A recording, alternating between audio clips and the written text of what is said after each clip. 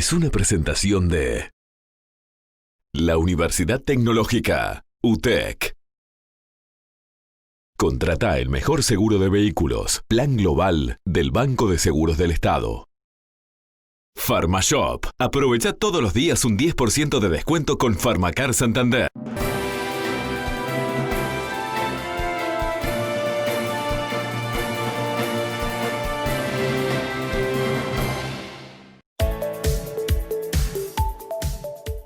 El ministro de Salud Pública y el secretario de Presidencia aseguraron que hay un plan de vacunación, pero que no pueden dar detalles para no violar el acuerdo de confidencialidad.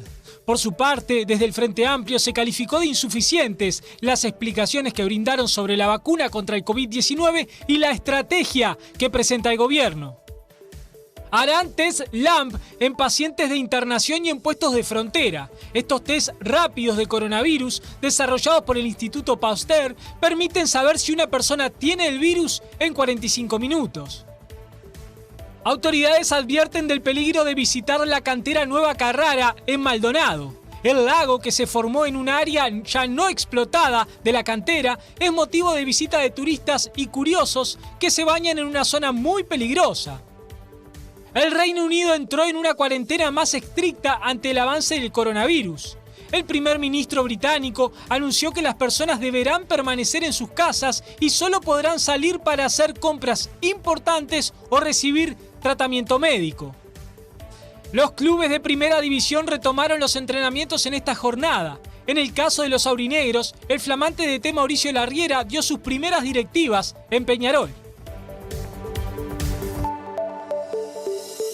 Muy buenas noches para todos, bienvenidos a la edición central de Red Informativa, jornada de anuncios y jornada de declaraciones. Ha sido esta, varias conferencias de prensa han tenido instancia hace algunas horas nada más. Vamos a estar con estos detalles, por supuesto también con el último informe del Sistema Nacional de Emergencia. Hay mucha información para compartir con todos ustedes en esta noche lluviosa a estas horas aquí en la capital del país. Hoy compareció la Comisión de Salud del Senado para responder sobre la situación de la vacuna contra el COVID-19. Hablaron senadores de la oposición y hablaron también senadores del Partido Nacional. También habló el senador de Cabildo Abierto, Guido Manini Río. Vamos a estar en algunos minutos con eso. Pero hace algunos minutos nada más se realizó una conferencia de prensa donde hablaron también el secretario de Presidencia Álvaro Delgado y también el ministro de Salud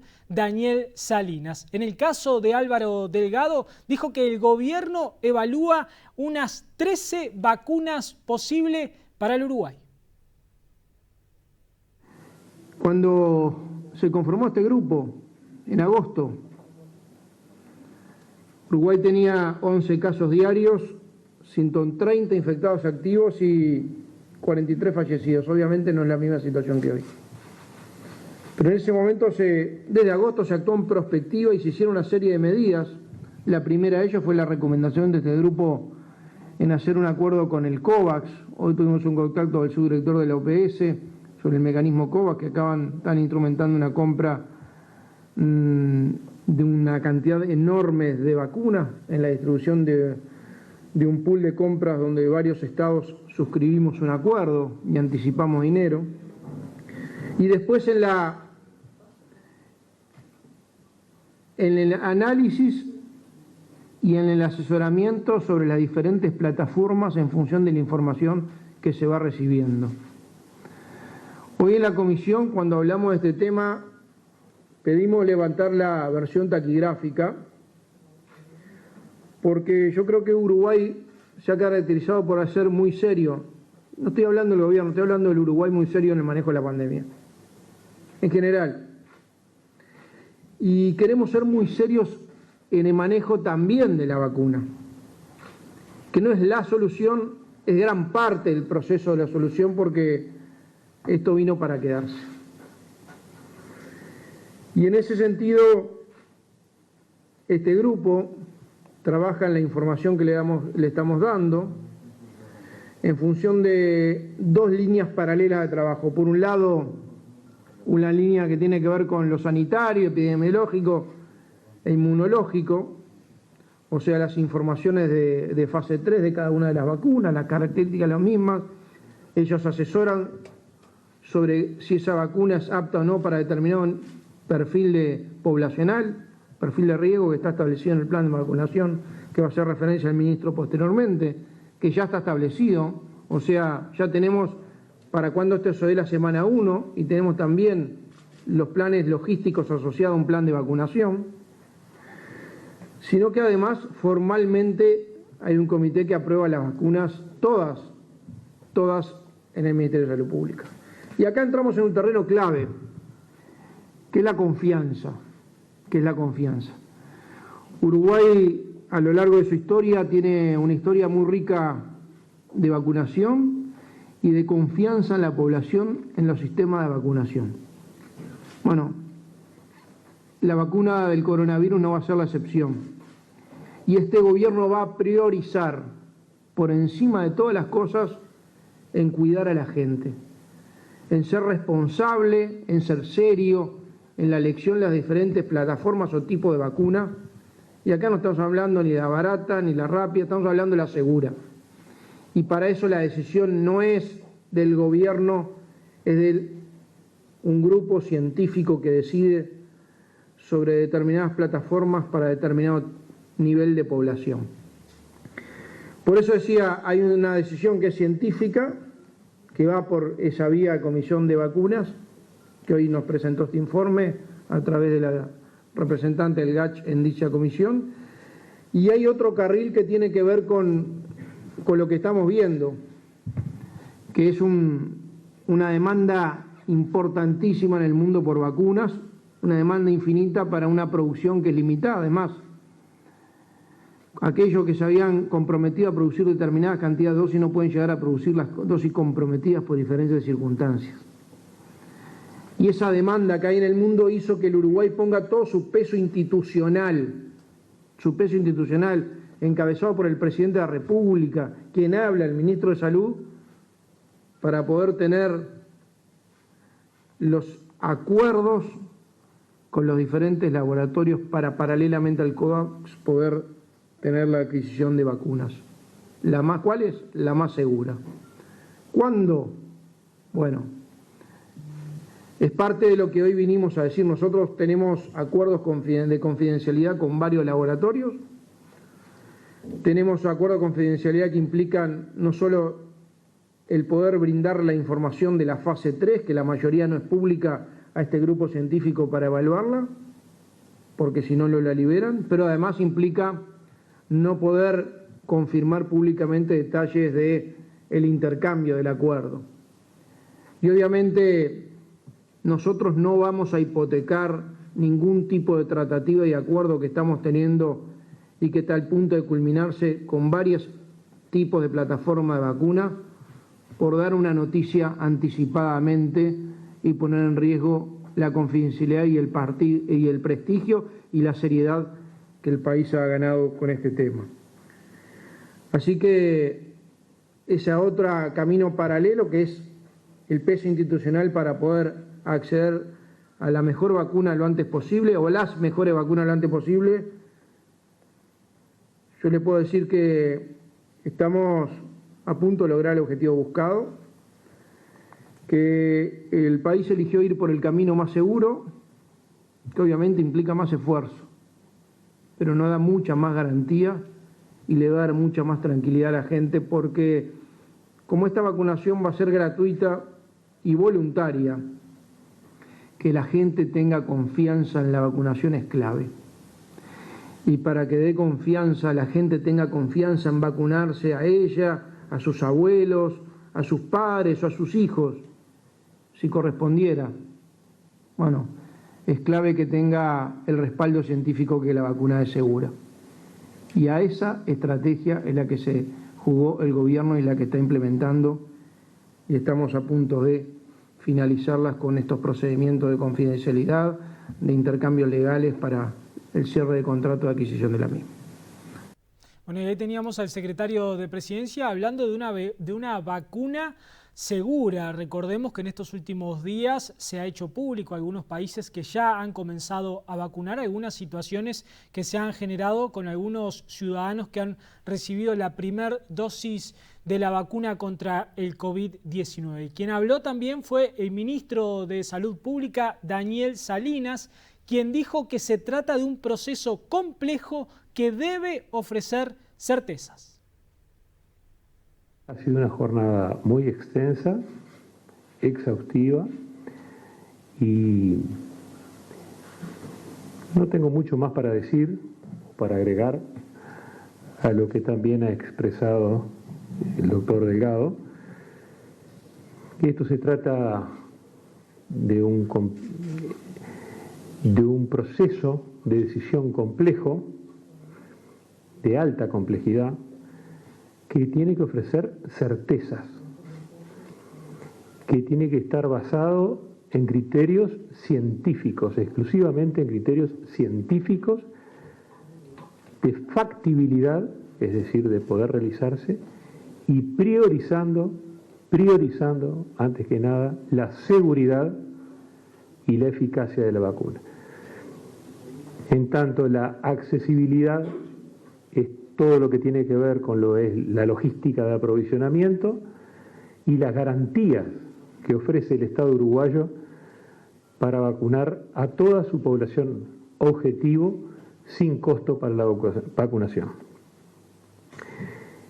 Es de destacar que si bien hemos permanecido en silencio durante muchos días, pese a todo tipo de especulaciones y de estímulos para salir a hablar, es importante tener la templanza necesaria para resistir todo tipo de tentaciones y ser absolutamente discreto cuando lo que está en juego es la salud de la población. Porque aquí el problema grande es que decir más de lo necesario significa perder mucho para el país. Ahora, de algo pueden estar seguros. Desde el inicio de la pandemia hemos estado trabajando 24 horas al día, 7 días a la semana, sin feriados, sin conocer Semanas Santas, ni Nochebuenas, ni primero de año, sacrificios familiares, y contentos de hacerlo, porque tenemos una deuda de gratitud con el país. Haber hecho una escuela pública, un liceo público, una universidad de la República, es un motivo de orgullo del Uruguay donde se puede con esfuerzo. Entonces, con el centro en la ciencia, con el apoyo del grupo ad hoc, del grupo asesor científico honorario, que ha estado siempre desde el mes de abril colaborando en forma intensa, un grupo de más de 50 profesionales de altísimo nivel,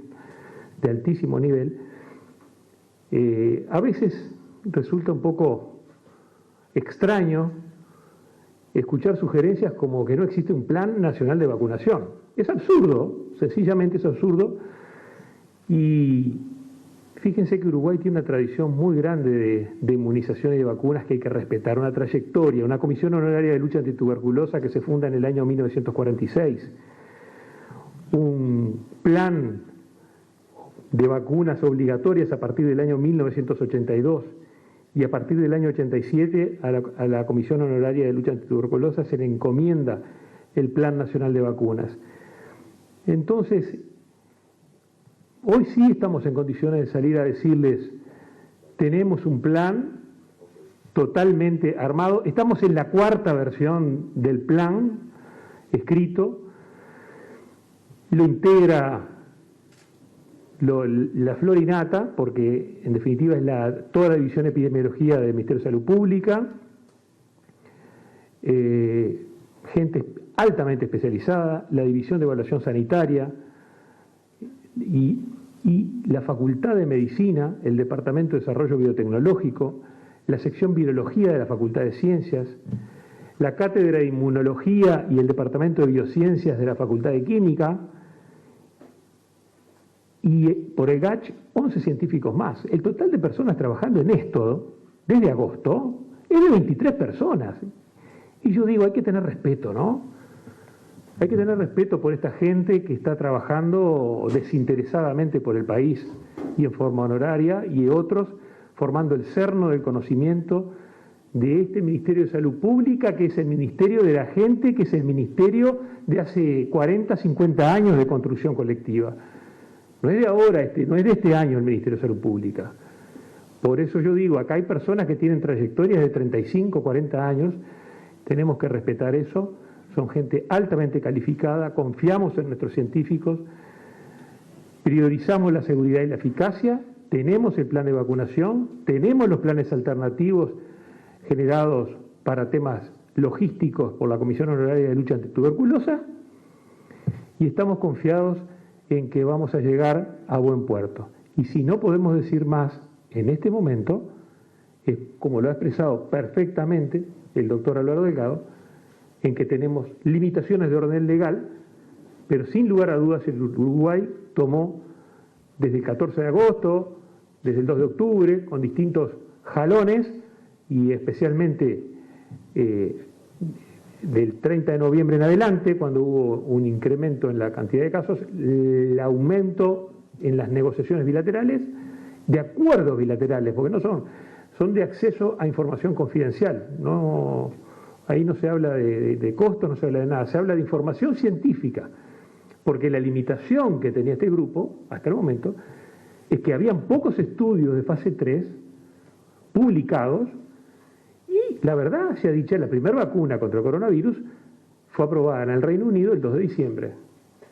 Y es la primera vacuna aprobada. Y después siguieron una serie de otras vacunas que han logrado la aprobación del Reino Unido, de la FDA, de la EMA europea. Y entonces el grupo siempre ha ido por la seguridad. Es decir, en muchos casos tenían que evaluar con datos publicados por medios de prensa calificados, por datos intermedios. Entonces, hasta que no estuvieran los acuerdos de confidencialidad, no podían avanzar más. Y esa es la situación. Bueno, ahí tenían estas extensas declaraciones tanto del secretario de Presidencia como también el ministro de Salud Pública. Recordemos que desde el gobierno hacía varios días que no se hacían declaraciones sobre estos temas, y también recordemos que mañana miércoles el presidente de la República va a recibir a los ministros, quienes van a llevar consigo los informes realizados de estos últimos días, desde que se ha declarado estas nuevas medidas en el principio de diciembre hasta estos días. Recordemos que las medidas están vigentes hasta el próximo 10 de enero, pero veremos qué pasa en la jornada de mañana sobre este tema y si hay algunos anuncios y no tantas declaraciones como hemos tenido esta precisa noche. Pero se lo mencionaba más temprano, compareció la Comisión de Salud del Senado para responder sobre algunas inquietudes de la oposición sobre la vacuna contra el COVID-19 y este plan de vacunación que, según el ministro de Salud Pública, ahí lo escuchábamos, ya cuenta con él el gobierno. Bueno, quien habló tras esta comparecencia fue Gustavo Penades, el senador del Partido Nacional, quien dijo que la vacuna será la más segura para la población. En la comparecencia que hoy ha realizado el Gobierno de la República ante el Parlamento han quedado meridianamente claro, algunas cosas que creo que vale la pena comunicar. La primera es que para el Gobierno Nacional lo científico está por encima de lo político y por ende toda decisión que vaya a adoptar en el futuro vinculada a la adquisición de vacuna o vacunas está permanentemente siendo asesorada y recomendada por los científicos que integran el GACH, así como la comunidad científica que asesora al ministro de Salud Pública, que está integrada, entre otros, por la Universidad de la República, las más altas autoridades en cuanto a materia científica. La segunda definición que vale la pena que la opinión pública hoy conozca la dio el señor secretario de la Presidencia de la República en cuanto a la decisión que el Poder Ejecutivo tiene de que la adquisición de la vacuna no va a ser ni para la más rápida ni la más barata, sino la más segura para la población. O sea, como esto se trata de un tema de confiabilidad, el gobierno está embarcado en negociaciones de la más diversa índole, con muchos laboratorios en el mundo entero, pero la decisión está adoptada en cuanto a que la adquisición de la vacuna o de las vacunas estará asociada con que sea la mejor a la que la comunidad científica nacional recomienda. Hoy hemos recibido un detallado informe del equipo científico con relación a este tema. En todo esto está ayudando la reputación que el Uruguay ha tenido y tiene en el manejo de la pandemia. La situación sabemos que se ha agravado, como todo es de pública notoriedad. Ahora la autoridad sanitaria encabezada por el ministro de Salud Pública ha manifestado tener el más absoluto control sobre esta situación, sabiendo que estaba dentro de los parámetros necesarios o los parámetros proyectados por parte de los grupos científicos, la tasa de contagio y lamentablemente la de mortalidad, que sigue siendo de las más bajas en el mundo entero. En ese sentido, entonces, hoy el gobierno ha evacuado todas las preguntas que desde la oposición y desde legisladores del gobierno le pudimos hacer.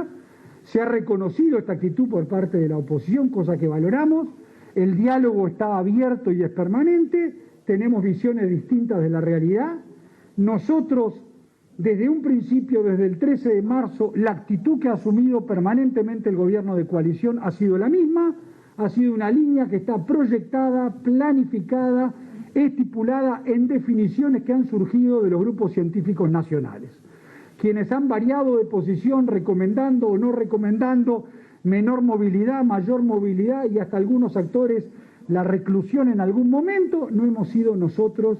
Y el gobierno va a seguir en esta línea, dispuesto a dialogar con todo el mundo, dispuesto a escuchar sugerencias, pero teniendo claro que la conducción en esta materia le corresponde al gobierno de coalición que encabeza el presidente Lacalle Pou. Bueno, y desde la oposición, uno de los que habló fue el senador Daniel Olesker. Olesker dijo que hubo necesidad de modificar la estrategia sanitaria del gobierno y también catalogó de insuficientes las explicaciones que dio el gobierno esta noche. Lo primero que queremos tener claro es que hubo una necesidad de modificar la estrategia sanitaria a partir de los cambios, del giro que tomó la situación sanitaria, y esto no es un problema de que cuando se descubrieron los casos, cuando se generaron más casos, esto debió ser planificado y previsto anteriormente. La experiencia internacional mostraba que llamados a elecciones generan aumentos de casos, que aumentar la movilidad laboral generan aumentos de casos, sobre todo además pensando que el 65% de los puestos de trabajo no tienen las protecciones necesarias y no hubo inspección sobre ello. Entonces era claro que iba a haber un giro en la situación y debió preverse medidas sanitarias más importantes para hacer frente a esto, y por eso decimos que hubo una política sanitaria de imprevisión y de retardo en tomar nuevas decisiones para llevar adelante la política. Por otro lado, en un marco de aumento y de crecimiento de los casos, se reduce la capacidad de testeo. Nos parece que esto es inadecuado.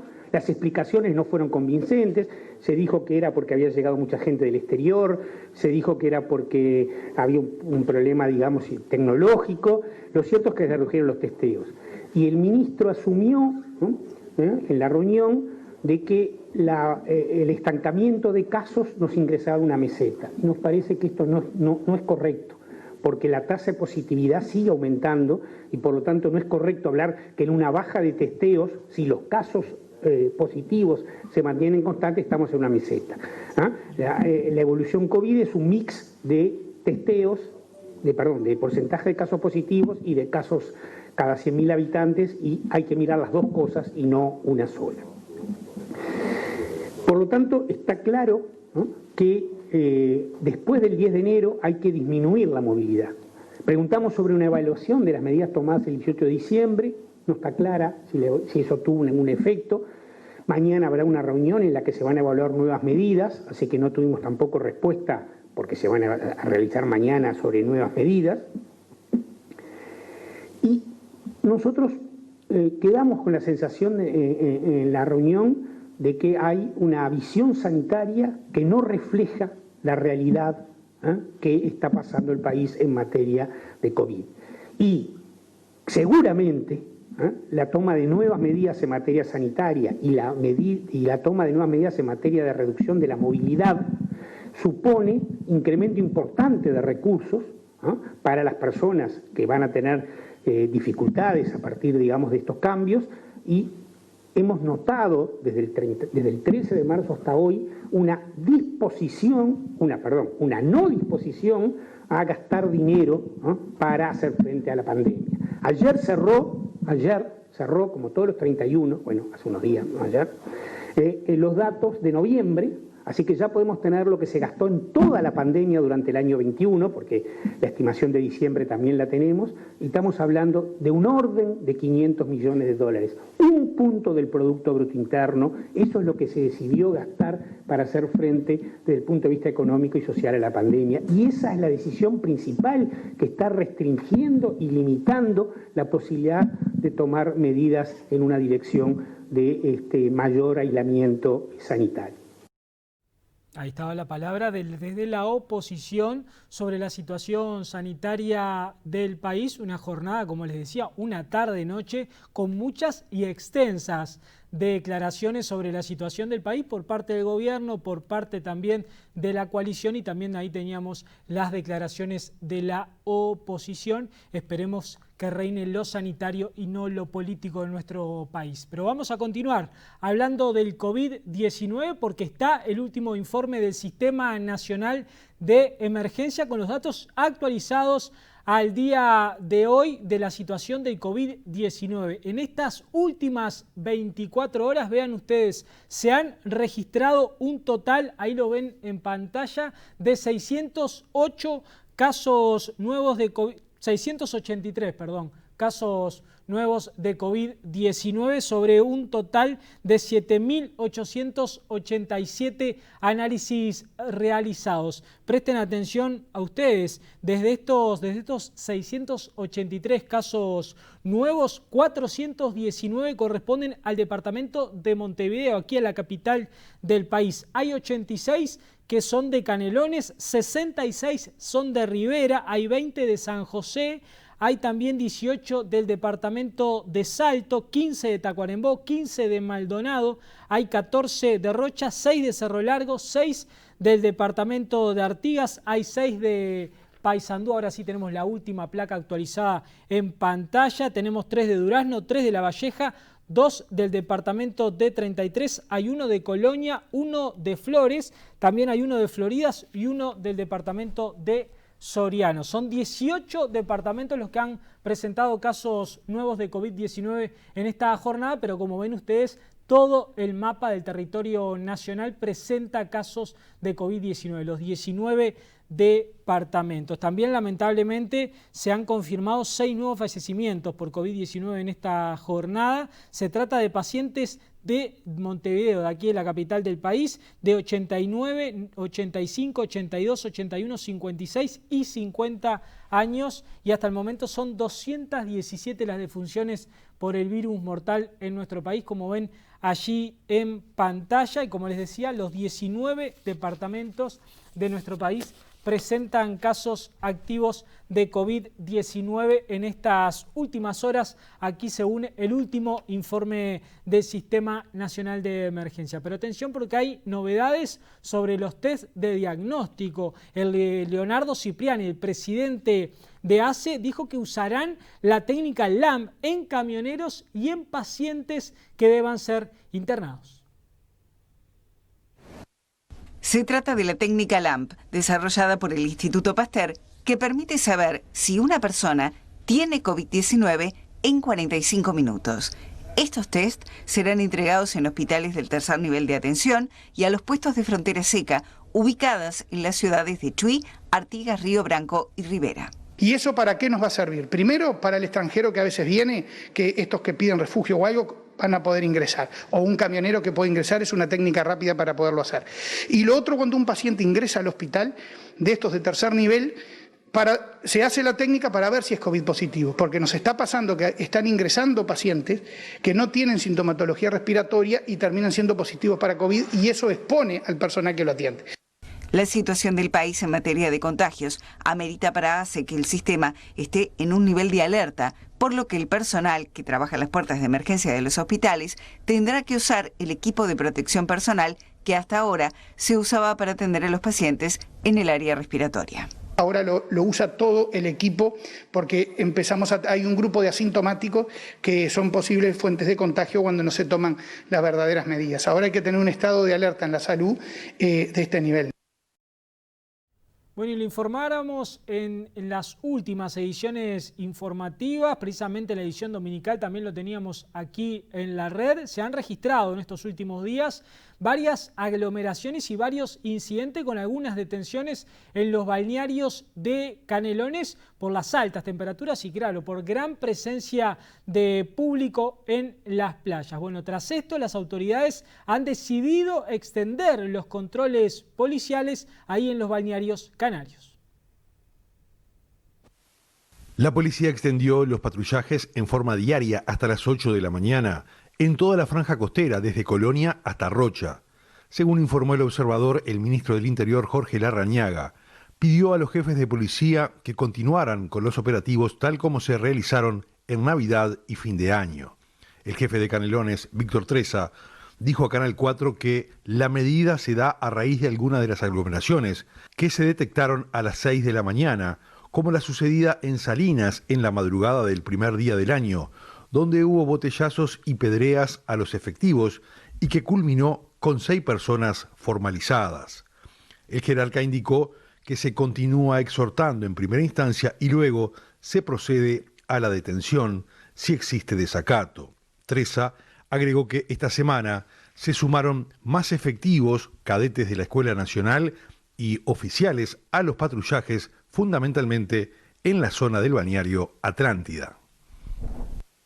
Bueno, y tras los aumentos de casos de COVID-19 en nuestro país y por supuesto el aumento de defunciones por el virus aquí en Uruguay, los uruguayos que viajen a España deberán presentar su PCR negativo. A partir del 11 de enero, todos los uruguayos que quieran ingresar a España van a tener que llevar un PCR negativo. Hasta ahora, a Uruguay no se le exigía este requisito. Sin embargo, ante el aumento de casos de COVID-19 en el país, ahora fue incluido en la lista junto a países como Alemania, Argentina, Brasil, Chile y Estados Unidos. Desde el día 23 de noviembre, España empezó a exigir un PCR negativo a todos los pasajeros que entren al país por vía aérea o marítima procedentes de países de riesgo por coronavirus, es decir, aquellos que se encuentran en naranja o rojo según el índice de Harvard. La lista se actualiza cada 15 días y esta semana Uruguay fue incluido por primera vez. Los pasajeros que lleguen a los aeropuertos españoles tienen que dirigirse a las ventanillas de control de salud para presentar el PCR negativo. En caso de que los viajeros no lleven el hisopado consigo, podrían ser sancionados y deben realizarse un test de antígenos en el aeropuerto, donde obtendrán el resultado en un plazo de aproximadamente 1 hora. Bueno, y continuamos con más información, pero referida a estos temas. Cientos de uruguayos quedaron varados en Buenos Aires. Esto tras que Busquebus cancelara la salida de un barco por la falta de la autorización.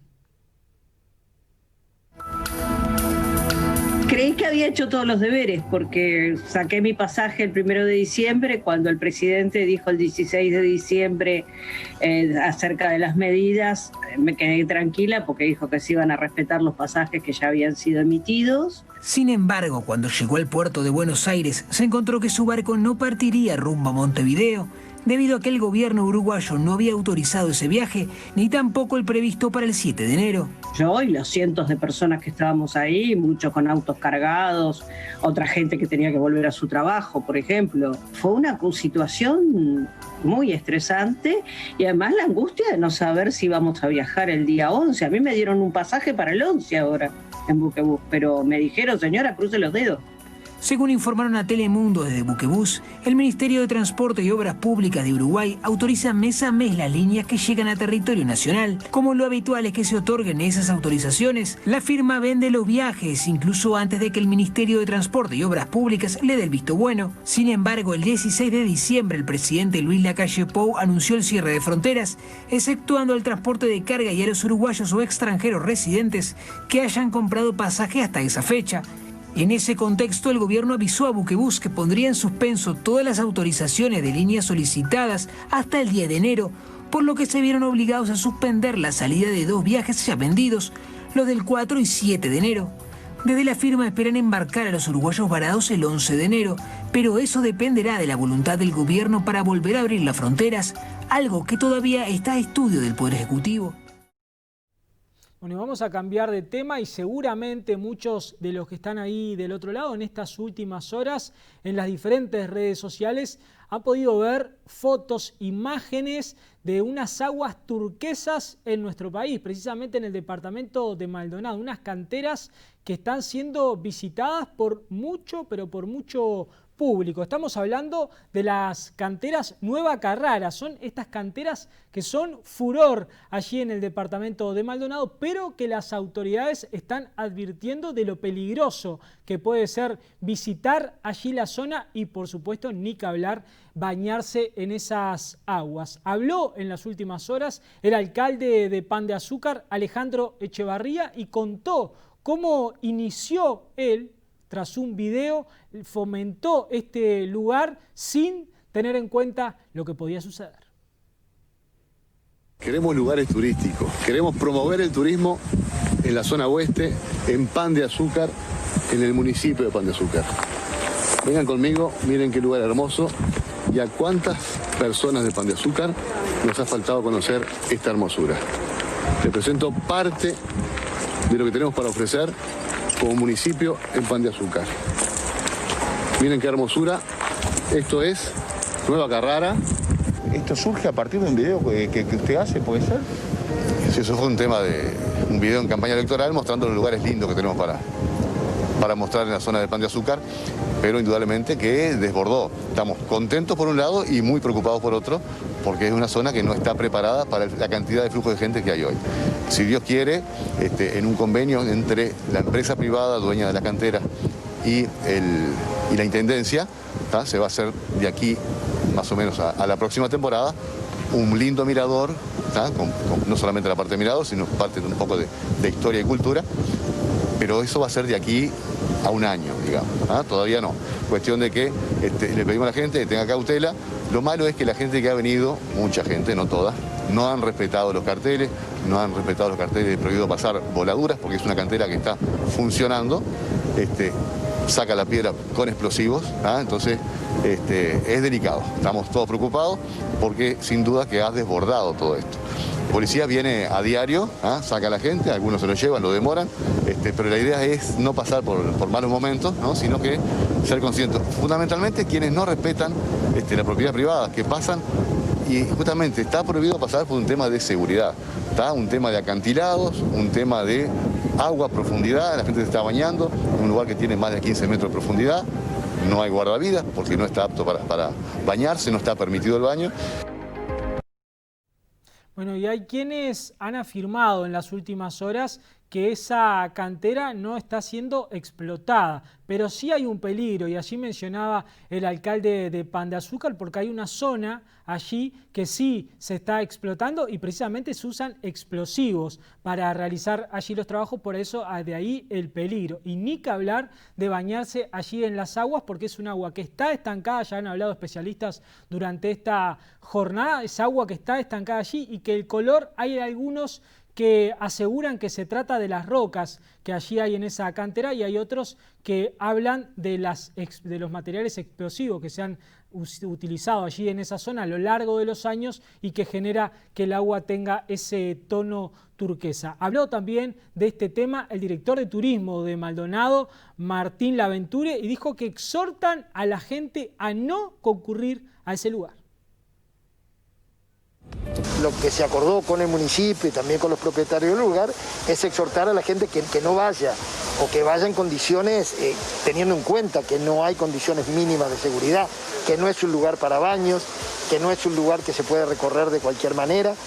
Entonces se da esta situación muy particular de que le tenemos que decir a la gente que espere un poco, que se va a condicionar para que realmente se pueda visitar, pero que hoy no es el mejor momento para hacerlo. Están trabajando también en conformidad con la policía porque sin dudas es un lugar que todavía es peligroso y en cambio como que no escuchan las recomendaciones. No, aparte es una propiedad privada que con la mejor disposición del dueño va a ser un espacio para disfrutar todo el mundo, pero hoy los riesgos de que ocurra alguna desgracia están y ninguno queremos eso, ¿no? ¿Se sabe más o menos cuándo se estaría trabajando en ese lugar para hacerlo accesible? No, digo porque recién estamos en la etapa, esto fue un fenómeno que comenzó a crecer de un día al otro, las propias notas de prensa hacen que haya interés en conocer el lugar, entonces bueno, apuraremos lo más posible, pero todo lleva su tiempo, ¿no? ¿Cómo se hace conocido ese lugar tomando en cuenta que no tiene visibilidad de ninguna parte? Y bueno, a partir del boca a boca en primera instancia, después las redes y ahora la prensa, si no, no estaríamos hablando ahora de Nueva Carrara. Sin lugar a dudas, las redes han hecho lo suyo. Hay pero miles de imágenes y posteos de uruguayos que se han acercado allí a las canteras para tomarse su foto. Bueno, hablemos de lo que es la historia de las canteras de Nueva Carrara, la historia detrás de este fenómeno que ha surgido en estos primeros días del año y últimos también del pasado 2020. De allí provino el mármol que fue utilizado en el Palacio Legislativo. A ese pozo gigante se llega porque se explotó ese mármol que tuvo un auge importantísimo en esas épocas, porque en realidad, por eso se llama Nueva Carrara, tiene la misma calidad de los mármoles que se explotan en Italia, en la ciudad de Carrara, obviamente, ¿no? Y por eso ese pozo tan grande. Ahí se ocuparon hasta un total de 1000 obreros. Eso era un pueblito, eso tenía hasta una comisaría local, donde una familia, Martino de apellido, que vive en Pan de Azúcar, el padre era el encargado de la comisaría. Entonces, digo, fue una zona muy pujante de los mármoles, que ya sabemos que son súper importantes. Te estoy diciendo del Palacio Legislativo, nada más y nada menos. ¿Ese lugar quedó abandonado? Ese lugar lo tiene la Compañía Nacional de Cemento. Esa cantera es una parte. Ellos están explotando la otra que está contigua, ¿verdad? En este momento todos sabemos que hay una especie de dificultad con los obreros y demás, y está como en una especie de stand-by. Pero está funcionando, está activo. Sí. Eso ¿El color del agua a qué se debe? Bueno, mirá, yo no te puedo decir porque hay muchas versiones. Unos dicen que el color del agua es por lo que se usó en el momento que se explotaba esa cantera y quedan una especie de residuos que hacen que tenga ese color tan particular y tan atractivo que parece turquesa, ¿no? Pero no es un lago como vemos en Europa. Es el producto de eso. Otros dicen que es la piedra que genera ese color. Bueno, y antes de hacer el primer alto en la información, les contamos que la situación en la barra de Punta del Este a nivel turístico no es nada alentadora. El 40% de los locales de allí, de esa zona, no abrieron en esta temporada.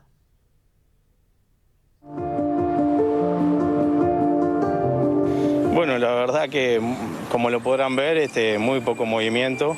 Esta zona es una zona que está perjudicada, porque realmente acá es una zona que vienen los argentinos y al estar las fronteras cerradas, realmente ha sido una zona muy castigada por el turismo, ¿no?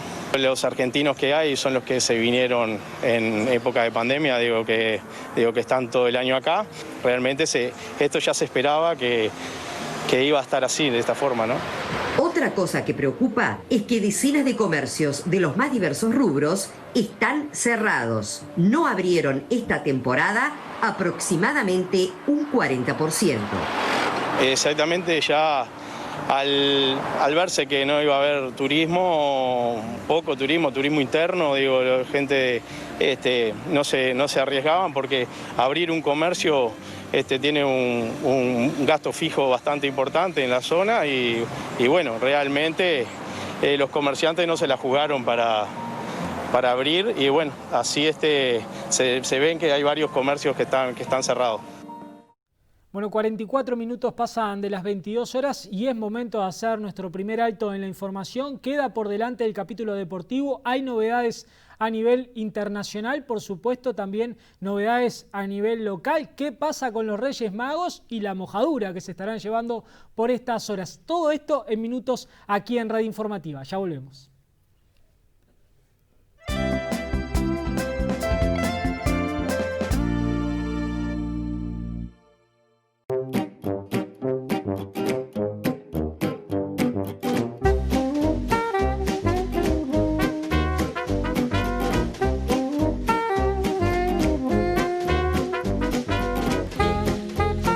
Para que empieces este 2021 un poquito mejor, en Farmashop del 14 al 20 de diciembre tenés 25% menos con Farmacar Santander y 20% con Santander. Farmashop te cuida a vos y a tu bolsillo. Se puede llegar a bajar con nuestra propuesta promedialmente por mes entre 3 y 4 kilos. Por lo tanto, en 4 o 5 meses vos lograste bajar de peso ese sobrepeso que tenías durante tantos años. La segunda etapa es trabajar en el mantenimiento, que es la etapa también quizás más difícil, porque bajar de peso los gordos sabemos, pero inmediatamente cuando bajamos subimos. Entonces, la segunda etapa, mantenimiento. Y la tercera etapa es la recuperación para toda la vida. Llame o envíe un mensaje para recibir más información. Comunícate por WhatsApp. Guía de cuidados para tener un verano seguro. 2 metros de distancia y tapabocas siempre que haya gente. Evita las aglomeraciones. No participes en fiestas o eventos. No compartas lugares cerrados, sin ventilación. Reunite solo con tu burbuja familiar. Mantén distancia de otras burbujas en playas o espacios públicos. No compartas mate, vasos, botellas o cubiertos. Higiene de manos siempre y de objetos de uso común. Respetá los protocolos en lugares públicos.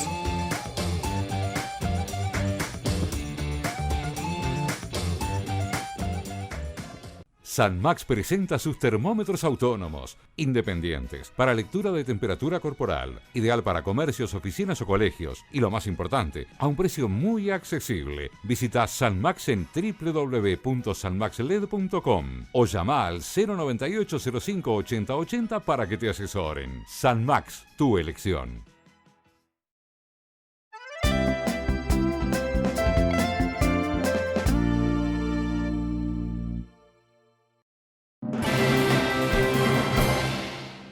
Bueno, y en esta jornada retornaron a los entrenamientos los clubes de primera división aquí en nuestro país. Peñarol, por supuesto, hizo lo suyo y el nuevo DT, Mauricio Larriera, dio sus primeros pasos ahí con sus directivas a los aurineros. De hecho, hemos estado hablando permanentemente con Pablo Bengoechea, incluso con el presidente, de que no se vaya ningún futbolista, que en la medida de lo posible queremos mantener el plantel completo. Y hoy fueron muy buenas sensaciones, me sentí muy cómodo, muy bien. A muchos de estos muchachos, con muchos de ellos hemos trabajado en otros equipos, en otros momentos. Evidentemente los conozco a todos.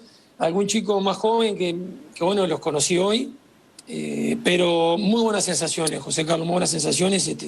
Muy feliz. A veces, como dije el día de la presentación, que hay que controlar la emoción porque da la sensación de que uno se va a paralizar y le va a quedar grande el puesto, pero créanme que hay mucho de sentimiento en esto y, en definitiva, muy buenas sensaciones del entrenamiento, salió todo muy bien y bueno, esperemos que sea así. No hay mucho tiempo para que las cosas sigan saliendo así que en 10 días estamos jugando probablemente. Allí estaban las declaraciones del director técnico de Peñarol y atención porque Nacional, el otro grande, también comenzó su actividad en esta jornada. Comenzaron los entrenamientos con el cuerpo técnico completo. Los bolsos armaron los bolsos y a los céspedes este martes por la tarde. Hisopados para todo el plantel y a la cancha bajo las órdenes del profesor Jorge Giordano. Caras nuevas, caras jóvenes, misma ilusión. Nacional va por el B y hoy arrancó la parte más linda del año. La final del intermedio primero y el clausura después. Paulo Vinicius no estuvo presente, está en Brasil y los tricolores buscan rescindir el contrato del zaguero norteño. 29 futbolistas presentes en la primera práctica del 2021 y un plantel renovado con varios juveniles ascendidos, pero con la misma idea que en el intermedio de la mano de Giordano. Wanderers en una semana, Rentistas a los pocos días y un inicio de año que marca todo lo que viene después, porque el clásico está ahí nomás en la cuarta fecha. Nacional puso primera y empezó el 2021 en busca del bicampeonato. Bueno, y damos una vuelta por el mundo y atención porque la información al nivel del COVID-19 no es muy alentadora. El Reino Unido busca contener el aumento de contagios allí y endureció sus medidas sanitarias.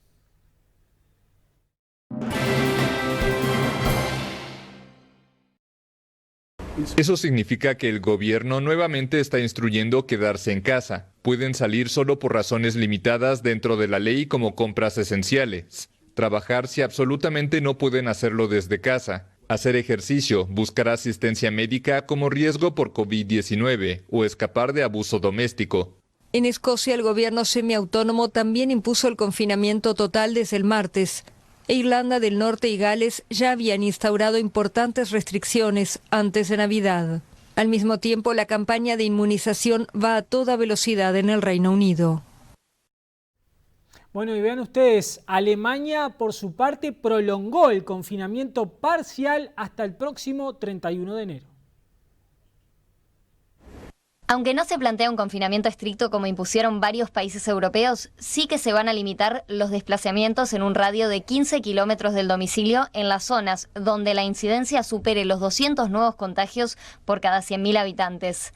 Actualmente esto afecta a unas 10 millones de personas, sobre todo en el este del país. A partir de ahora, las reuniones solo podrán ser con una persona fuera del núcleo conviviente, en lugar de las 5 que se permitían hasta el momento. La mayoría de comercios que no sean de alimentación, los bares y restaurantes, los centros culturales y de ocio, así como las escuelas, permanecerán cerrados.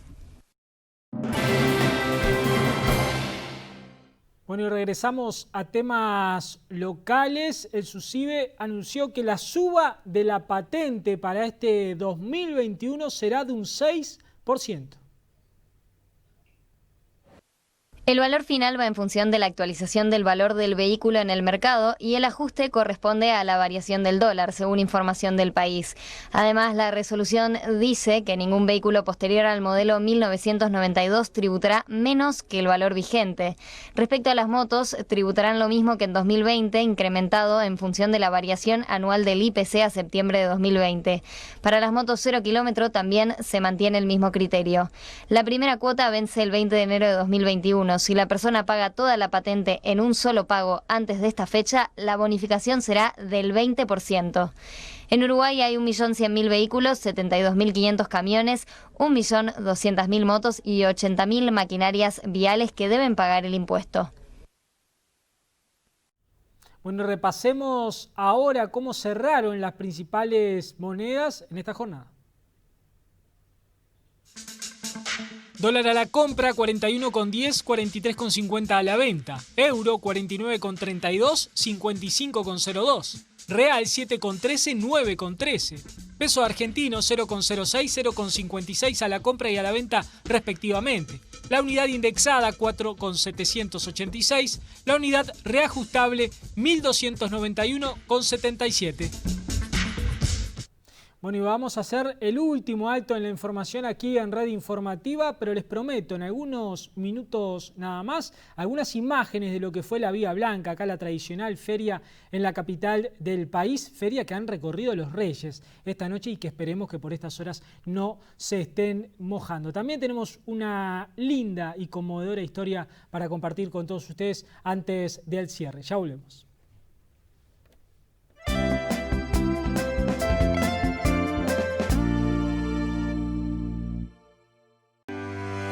Compromiso. Acción. Innovación. Búsqueda de la excelencia. Espíritu crítico. Actitud emprendedora. Actitud Ort. Por información de becas y beneficios por inscripción anticipada, contactanos a través de info@ort.edu.uy. Comienzo de carreras 15 de marzo. Universidad Ort Uruguay. De pago en pago vamos andando, de pago en pago la conocí. De pago en pago. Yerba, claro que sí. Distribuye Botica del Señor. ¿Por qué humildad? Porque el obeso es muy omnipotente. Yo cuando me pongo, el lunes empiezo, a mí que me van a enseñar, yo ya hice todas las dietas. Y entender que solo no puedo y necesito ayuda. Venir a pedirnos ayuda a que vos puedas entender cuál es la palabra humildad y venir a pedir ayuda a un centro de referencia que sí te va a ayudar durante toda la vida. Llame o envíe un mensaje para recibir más información. Comunícate por WhatsApp. En UTEC, prepárate para todos los futuros posibles. Nacimos para seguir ampliando el acceso a la educación pública. Trabajamos para que la educación universitaria llegue a todas partes del país. Proponemos un modelo educativo flexible y abierto al mundo, enfocado en emprender e innovar. Descubrí UTEC.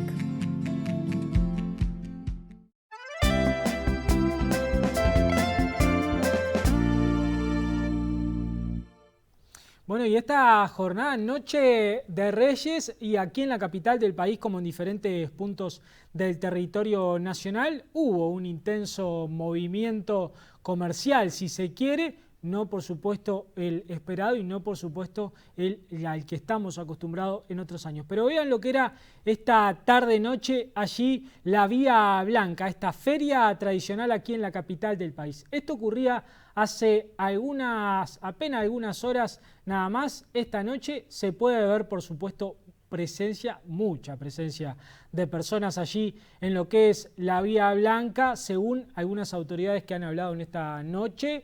La presencia del público allí estuvo controlada, por supuesto todos permanecieron con tapabocas, y hay que aclararlo, también es una precisión muy importante que hay que hacer cuando uno aprecia estas imágenes. Por supuesto que coincidimos que a la visual se puede ver que hay mucha cantidad de personas allí recorriendo esta feria, pero ni que hablar que una vista panorámica podría dar sí la impresión precisa de cómo está la situación allí en ese lugar. Pero bueno, esta noche queríamos darle esta postal de esta feria, la Vía Blanca, que por supuesto los Reyes Magos andarán por ahí recorriendo esta feria aquí en la capital del país, tradicional feria aquí en la capital del país, que tuvo también sus idas y vueltas en estos últimos días por su realización para esta fecha tan importante para muchos comerciantes que tienen allí sus días, únicos días para hacer la diferencia en este año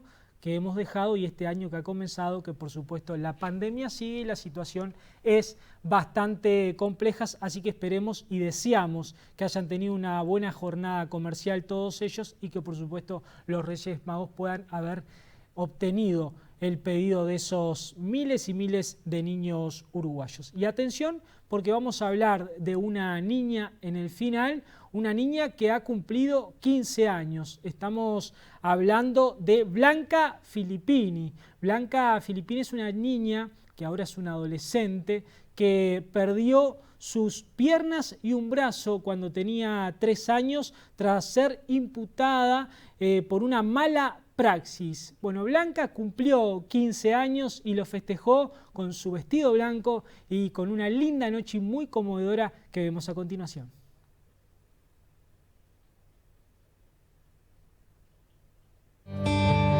En 2009, Blanquita Filippini tenía 3 años. Sus padres la llevaron 2 veces a la emergencia del hospital de Salto porque tenía vómitos, dolores abdominales y fiebre.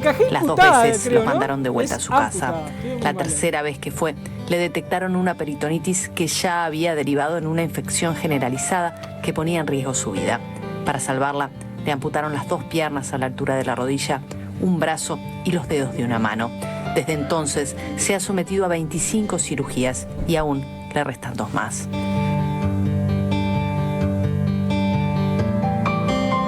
Este domingo, Blanca cumplió 15 años, un año después de que la justicia le diera la razón y condenara a Ace por mala praxis en su caso. Su padre asegura que la joven tiene una gran fortaleza. Un 15 años muy sufrido, ¿no? Para ella. Espero que todo salga bien. Ella quiere ser de abogada y esa fuerza que ella tiene no me para nadie, papá. Yo voy a ser abogada, me alegro. Pórtese bien, ¿no? ¿Cómo es el día a día de Blanquita? Y el día a día de Blanca es un ser más en casa, que todas las hermanas son todos bienes de ella. Entre lo que la cantidad que hay, todas le ayudan. Es una familia de 5 mujeres, entonces tengo 2 varones. Hay mucho apoyo también de los vecinos, también de los primos, de los familiares. Sí.